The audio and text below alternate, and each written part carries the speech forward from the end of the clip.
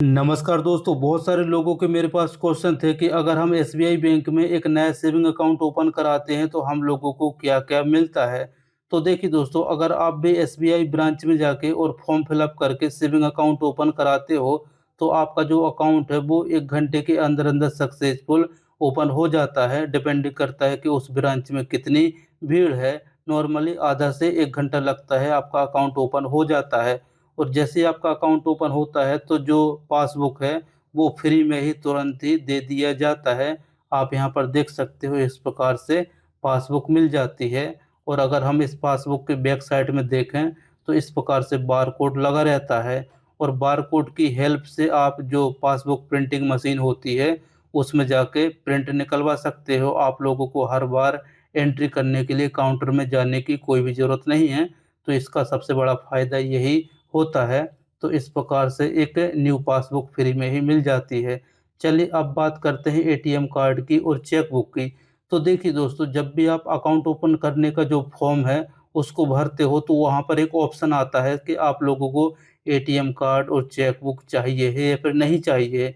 अगर आप हाँ बोलते हो तो आपके घर के एड्रेस पर 1 हफ्ते के बाद स्पीड पोस्ट के थ्रू ये जो एटीएम कार्ड है और चेकबुक है आपके घर के एड्रेस पर पहुंच जाती है। और ये दोनों एक साथ में नहीं आता है। कभी-कभी चेकबुक आपको पहले मिल सकती है और इसके बाद से एटीएम कार्ड 1 से 2 दिन के बाद मिल सकता है, या फिर एटीएम कार्ड आपको पहले मिल सकता है और चेकबुक 1 से 2 दिन के बाद मिल सकती है। इस प्रकार से आगे-पीछे हो सकता है। तो जो चेकबुक होती है उसमें इस प्रकार से डॉक्यूमेंट्स वगैरह देखने को मिलते हैं। तो ये तो हमारे ज़्यादा किसी काम के नहीं हैं।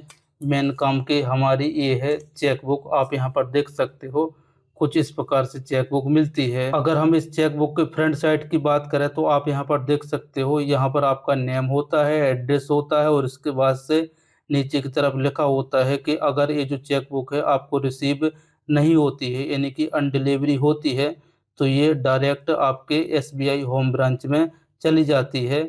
यहाँ पर लिखा रहता है। तो आप कोशिश करें कि जब भी पोस्टमैन देने के लिए आता है तो आप इसको घर पर ही रिसीव करें। और अगर हम इस चेकबुक की बात करें तो ये तो फ्री में ही मिल जाती है और ये 10 पेज की होती है, यानी कि इसके अंदर जो चेक हैं वो 10 होते हैं। मैं आप लोगों को दिखा देता हूँ, कुछ इस प्रकार से ये 10 चेक होते हैं। तो चलिए दोस्तों, अब बात करते हैं एटीएम कार्ड की। तो एटीएम कार्ड भी आप लोगों को फ्री में ही मिल जाता है। इसका कोई भी इशू चार्ज नहीं होता है, यानी कि ये आप लोगों को जैसे ही आप अकाउंट ओपन कराते हो तो आपको फ्री में ही मिल जाता है। बस आप इसको यूज़ करते हो तो हर साल इसका एनुअल मेंटेनेंस चार्ज कटता है, वो भी 236 रुपए ऑटोमेटिक से आपके अकाउंट से कट हो जाता है। बाकी ये आपके अकाउंट में अगर आपको लेना है तो फ्री में ही मिल जाता है। अगर हम बात करें कि एटीएम कार्ड किस प्रकार से होता है, तो आप यहाँ पर देख सकते हो, कुछ इस प्रकार से इस पैकेट के अंदर निकलता है। ये रहा हमारा चमचमाता न्यू एटीएम कार्ड। ये रहा फ्रंट साइड और ये रहा बैक साइड। और इस एटीएम कार्ड के अंदर भी कुछ इस प्रकार से डॉक्यूमेंट्स वगैरह निकलते हैं। इसके बाद से अगर हम इस फ्रंट साइड की बात करें तो आप यहाँ पर देख सकते हो, यहाँ पर आपका नेम होता है, फादर नेम होता है, एड्रेस होता है और इसके बाद से यहाँ पर भी लिखा होता है कि अगर ये एटीएम कार्ड अनडिलीवर होता है तो आपकी एसबीआई होम ब्रांच में दे दिया जाए, तो यहाँ पर भी लिखा होता है।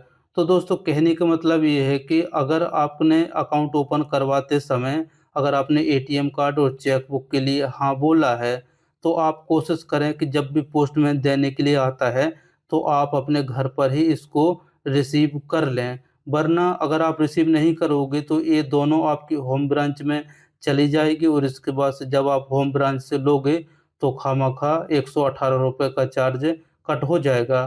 तो आपका चार्ज कट ना हो इससे पहले आप लोगों को अपने एड्रेस में ही रिसीव कर लेना है। तो आप लोगों को ख्याल आ गया होगा कि अगर आप एक नया अकाउंट ओपन कराते हो तो आप लोगों को क्या-क्या मिलता है। तो सबसे पहले पासबुक मिलती है और इसके बाद से चेकबुक और एटीएम कार्ड मिलता है। ये टोटल 3 चीज़ हो जाता है।